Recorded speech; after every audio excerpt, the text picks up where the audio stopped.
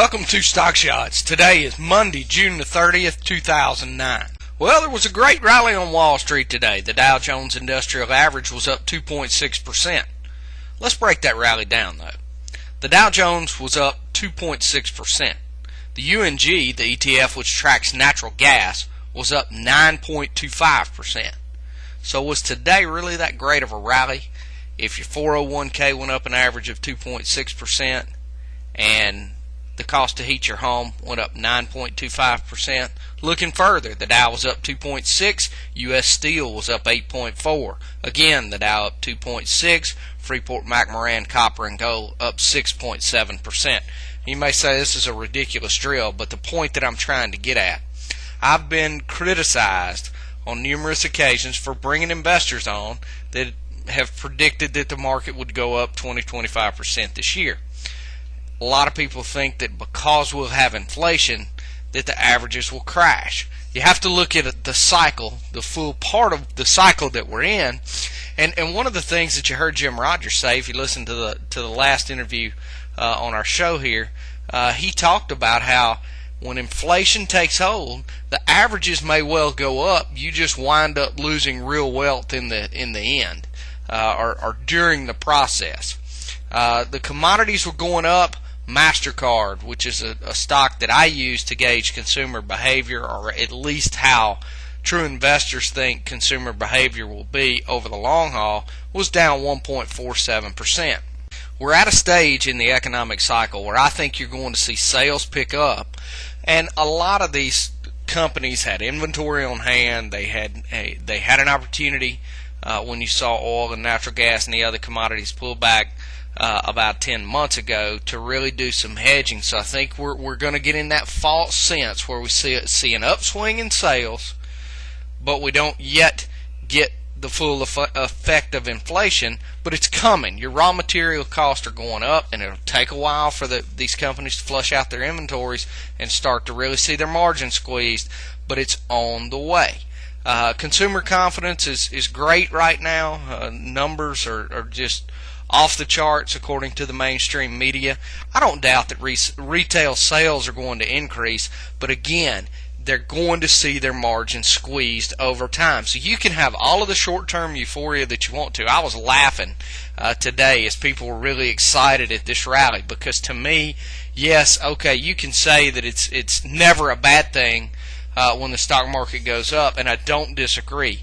But we're so short-sighted, we are so ingrained in listening to the mainstream media tell us all of the things that we need to know, according to them, that we lose sight of the fact that today the dollar fell, commodity prices were increasing, and so we lost real wealth. And that's what people are not getting, and that's what's so scary, that a lot of people, a lot of fools over the next 9 months are going to part with their money. Now, I got emails today because gold was going down. People were saying, well, and again, I don't know how many times I have to say it, my call on gold was certainly not a day trade. It's a theory, it's a long-term play, and quite honestly, don't send me an email criticizing my gold pick until I tell you that I sold it for a loss, because it is a hedge against inflation. Look, we got a double whammy going on right now with the treasuries. And again, your bond traders are some of the best traders in the world. But look at what's going on in treasuries. The double whammy that I'm talking about is you got the fear premium coming out, because a lot of people are thinking, I can put money into equities now. I don't have to run to the safe haven of the U.S. government. So you got the fear premium coming out. It's driving the price of the treasuries down. You've got the inflation premium that these bond traders are placing on it going into it, which is again pushing it down. Because as bonds go down, rates go up. So if you look at how the free markets and how the bond traders are pricing interest rates, and then you turn and look at what the Fed is trying to tell you with it being at zero and they're not worried about inflation, come on, people. We're going to have inflation. It's catching hold. It's taking hold right now. We were criticized because we had people like Jim Rogers, Peter Schiff, Gerald Celente on the show, and they've all been calling for this. Now, yeah, we had them on the show anywhere 3 to 6 months ago, and they were making these calls, but it was a long-term play, and when people hear something, they expect it to immediately come true. It's finally taken hold. Everything they've told you is going to come true, and people are wanting to stick their head in the sand, and I don't know what else to do to raise awareness. One of the things that I'm going to try to do is warn you about some of the traps that I see in this phase of the cycle. And some of the, I had last time I referenced Jim Rogers on the show. I had some guy come on and say Rogers is nothing but a naysayer. Well, I tell you what, if that's what it takes to be a naysayer, is to make as much money as he has, call me a naysayer. But one of the traps that I think you'll see, look, we all know that OPEC learned a lesson last year. OPEC does not want to see prices rise. So I think we're going to see oil prices rise, but I don't think you're going to see them spin out of control like they did last year. Yeah, it's an inevitable cycle. Dollar goes down, oil goes up, and I think that'll be a slow grind, but I think OPEC will try to put the skids on that a lot faster than they did last year, especially with demand coming out of China. I think they'll try to put the brakes on that. So I think a lot of people are going to get trapped because they're going to say, if we were having hyperinflation, oil would be running away much faster.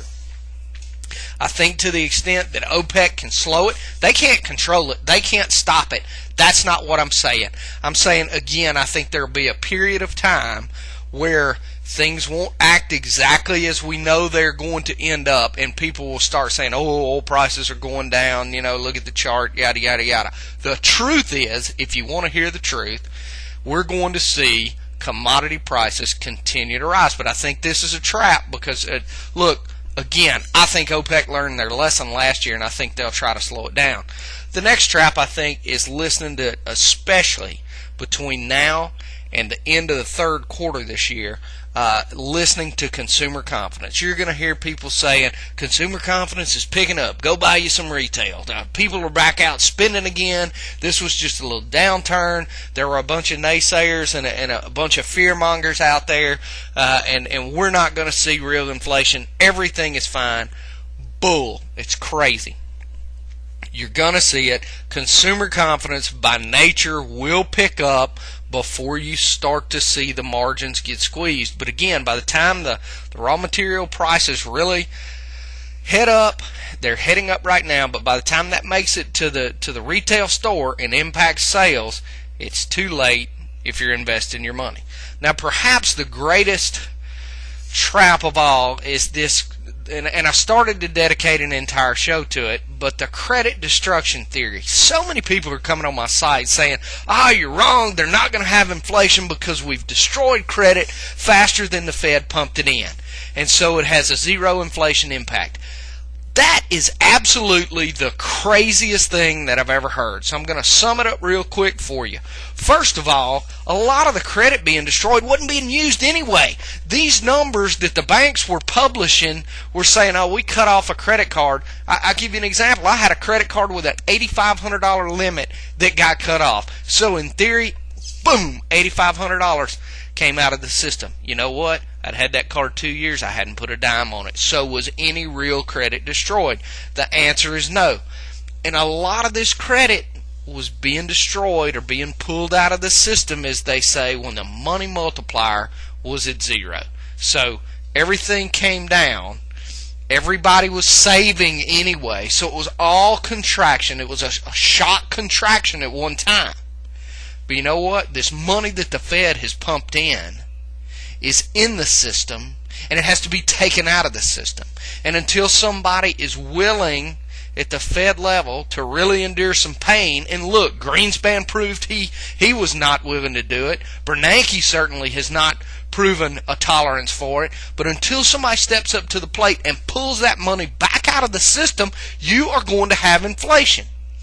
And if they don't pull it out of the system before the money multiplier gets back ahead of 1, and believe me, the consumer confidence numbers that I just talked about are going to get that money multiplier back up above 1 soon, then you're going to have more than that $1 to pull out of the system, and it's going to be harder and harder and harder to get it out of the system. Inflation is on the way. Please visit our website, preservecapitalism.com. Please tell 4 or 5 of your friends about the site.